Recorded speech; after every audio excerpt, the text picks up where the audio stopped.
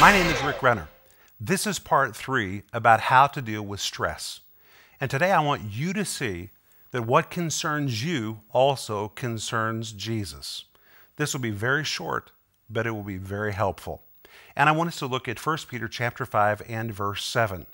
And in verse 7, the Bible says, casting all your care upon him, that's Jesus, for he cares for you. We saw in the last program, number 3, that we are to cast all of our worry, all of our fret, all of our anxiety upon Jesus. We would all agree with that. But the shocking part is in the next statement in this verse. The next statement says, for he, what? Cares for you. And that word cares is the same word, fret, anxiety, anxiousness.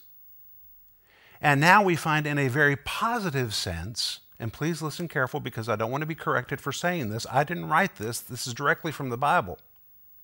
When the Bible says he cares for you, that word care is the same word care used in the first of the verse that we're supposed to get rid of. But in this case, we find that Jesus has care. In a certain way, in a positive way, Jesus is like hovering over us. He is so attentive to our needs. What concerns us concerns him. He wants to bless us so much that he is worrying over us. Of course, Jesus doesn't worry, but I think you understand the point. He's hovering over us. He's looking over us, longing that we would take all of those things that are weighing us down, affecting our blood pressure, affecting our health, and by the way, affecting our relationships, because when you're under stress, you can't function well in relationships. Most marital conflicts happen when people are feeling stress or pressure about something. And here you are carrying all of this, and we find the picture of Jesus. For he careth for you. He's hovering over you. He's looking at you saying, my goodness, why do you do this? When I'm right here and my shoulders are so big and I'm so willing to carry the load for you, why are you doing this? Jesus literally hovering over us saying, come on, come on, come on. It's time to get this off your shoulders and to transfer it over onto me.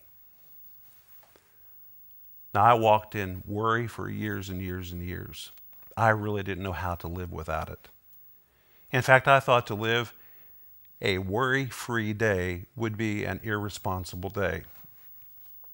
And if I had a day where I was feeling pretty lighthearted, somewhere along the day I would begin thinking, what's wrong with me? Surely there's something that I ought to be burdened about. And you know what? You can stir up that stuff. You can stir it up until you wipe yourself out. I mean, you can go from having a great day to a really bad day simply by the way you're thinking. But Jesus wants us to be free. Doesn't mean irresponsible, it means free. And he's hovering over us saying, don't you think I understand? Don't you think that I know? You're not going to add 1 cubit to your stature by the way that you're behaving. Roll it over onto me. I deeply, deeply care about you. So do away with thinking that says, oh, I don't want to bother Jesus with these little things. Well, you're willing to bother yourself. You're willing to bother your spouse. You're willing to bother your pastor. You're willing to bother anybody else that will listen. My goodness gracious, Jesus is the only one that can help.